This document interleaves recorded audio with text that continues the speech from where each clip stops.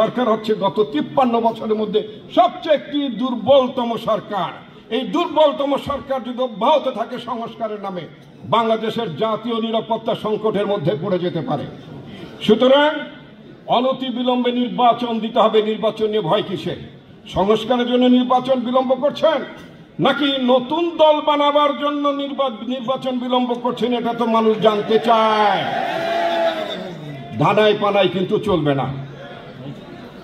ধানাই পানাই করার সময় নাই। নির্বাচনকে স্পষ্টভাবে নির্বাচন দিতে হবে। জনগণের ভোটে সরকার হতে হবে, তাহলে বাংলাদেশের স্বাধীনতা সার্বভৌমত্ব নিশ্চিত থাকবে। জনগণের নেতারা দেশকে পরিচালনা করবেন, এটা সেনাবাহিনীর প্রধানও বলেছেন, এটা রাজনীতিকদের কাজ। আমরা হচ্ছি শহীদ রাষ্ট্রপতি জিয়াউর রহমানের অনুসারী, আমরা তার আদর্শের উত্তরাধিকার। আমাদের নেতা বাংলাদেশের স্বাধীনতার ঘোষণা দিয়েছিলেন। আমাদের নেতা জিয়াউর রহমান বলেছেন, I major Zia declaring independence of Bangladesh. আমরা সেই নেতার অনুসারী, আমরা সেই নেতার আদর্শ বহনকারী, যিনি বাংলাদেশ রাষ্ট্রের প্রতিষ্ঠায় নেতৃত্ব দিয়েছেন। একটি ঐতিহাসিক প্রেক্ষাপটে তিনি বাংলাদেশের স্বাধীনতার ঘোষণা দিয়েছেন। এই দুর্লভ সম্মান, এই দুর্লভ দায়িত্ব পালন করার অধিকার ক্ষমতা শত শত বর্ষ অনেকের ভাগ্যে জোটে না। বাংলাদেশ জাতীয়তাবাদী দলের আমাদের চেয়ারপারসন বেগম খালেদা জিয়া, যার নেতৃত্বে আমরা 80-র দশকে প্রায়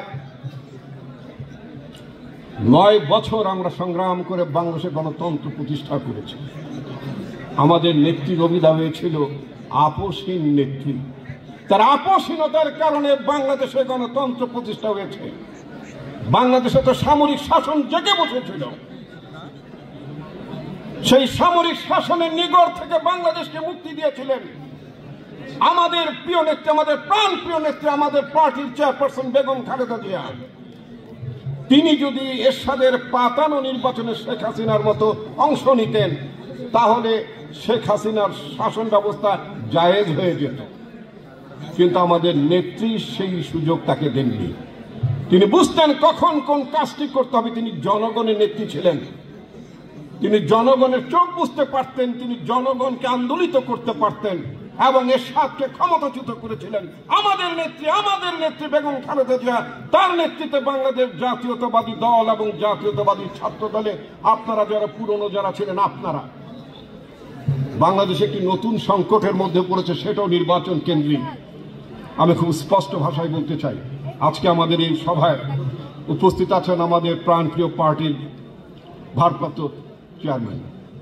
তিনি বিব্রত হতে পারেন, কিন্তু এটা তো সত্য কথা। যখন আমরা বারবার নির্বাচন বর্জন করছিলাম, তখন অনেকেই প্রশ্ন করছেন এভাবে নির্বাচন করলে বাংলাদেশ জাতীয়তাবাদী দলের এক্সিস্টেন্স থাকবে কিনা। আমাদের নেতা বলেছিলেন, স্বৈরাচারকে ক্ষমতায় রেখে বাংলাদেশের কোনো নির্বাচন হবে না।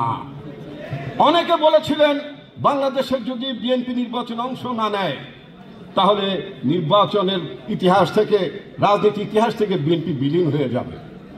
এবং ইমরান খানের উদাহরণ টেনেও অনেক সাংবাদিকরা অনেকে প্রশ্ন করেছিলেন, আর্টিকেলে লিখতেন যে পাকিস্তান ইমরান খান বন্দী অবস্থায় নির্বাচন করছেন, তার দল নিষিদ্ধ হয়ে আছে, মার্কা ছাড়া তার ইলেকশন করছেন, বিএনপি বোধহয় ভুল করলো। আমাদের নেতা তারেক রহমান বলেন, না, ভুল করছি না, আপনারা কোনোভাবেই হাসিনার অধীনে নির্বাচনে যাবেন না। হাসিনার অধীনে নির্বাচনে গেলে হাসিনা জায়েজ হয়ে যাবে, আর হাসিনার অধীনে যদি নির্বাচনে না যান, অব্যাহতভাবে হাসিনা অবৈধ সরকার থাকবে। একটি নির্বাচিত সরকার সাধারণত ক্ষমতাচ্যুত কিন্তু হয় না, কিন্তু অবৈধ সরকারকে একটু ঝাঁকুনি দিলেই কিন্তু অবৈধ সরকার পড়ে যায়। হাসিনার অবৈধ শাসনকে ঝাঁকুনি দিয়েছিলেন আমাদের নেতা তারেক রহমান, তার নির্দেশে আপনারা সেদিন ঝাঁকি দিয়েছিলেন।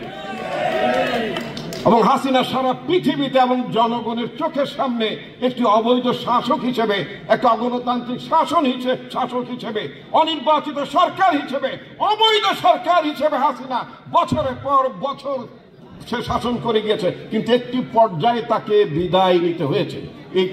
এটাই হচ্ছে রাজনৈতিক নেতার দূরদর্শিতা।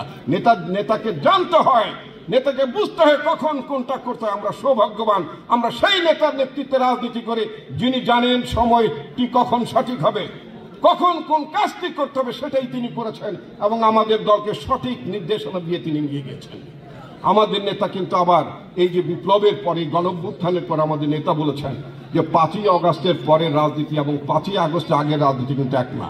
যারা সংস্কারের কথা বলেন তাদের উদ্দেশ্যে একটি কথা বলতে চাই, গণঅভ্যুত্থান সংগঠিত হয়েছে, সে গণঅভ্যুত্থানে সামিল হয়েছে বাংলাদেশের ছাত্র সমাজ, বাংলাদেশের সাধারণ জনগণ সবাই সামিল হয়েছে। কিন্তু তাদেরকে একটি কথা মনে রাখতে হবে, পৃথিবীতে যত দেশে গণঅভ্যুত্থান আছে গণঅভ্যুত্থানের পরে কিন্তু নির্বাচন হয়।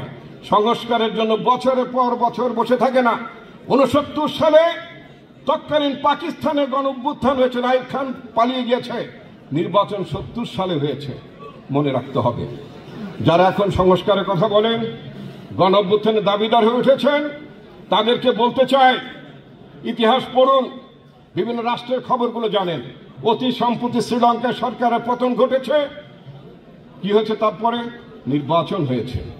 টিউনিসিয়া সরকারের পতন হয়েছে গণঅভ্যুত্থানের মাধ্যমে, নির্বাচন হয়েছে, তারপরে নির্বাচন হচ্ছে সলিউশন। বাংলাদেশে গণঅভ্যুত্থান করেছে বাংলাদেশের জনগণ, এখানেও নির্বাচন হতে হবে, নির্বাচন ছাড়া কোনো বিকল্প নেই। আজকে আমার পার্টির ভারপ্রাপ্ত চেয়ারম্যান উপস্থিত, আমি একটি কথা বলতে চাই। এই সত্য কথাটি অনুধাবন করেছেন আমাদের বাংলাদেশের সেনাবাহিনীর প্রধানও। তিনি একটি সাক্ষাৎকারে বলেছেন, তার সাক্ষাৎকারটি পড়ছিলাম। তিনি বলেছেন, সাংবাদিক জিজ্ঞেস করেছেন, পত্রিকাটির নাম হয়তো আমি তুলছি না, যাই হোক, বলছেন 15 বছরে বিচার ব্যবস্থা, নানা প্রতিষ্ঠান, পুলিশ থেকে শুরু করে সবকিছু ভেঙে গিয়েছে, এটার জন্য কি করা দরকার? তিনি বলেছেন নির্বাচন। নির্বাচিত সরকারই হচ্ছে এর জবাব। সুতরাং নির্বাচিত সরকারকেই আসতে হবে।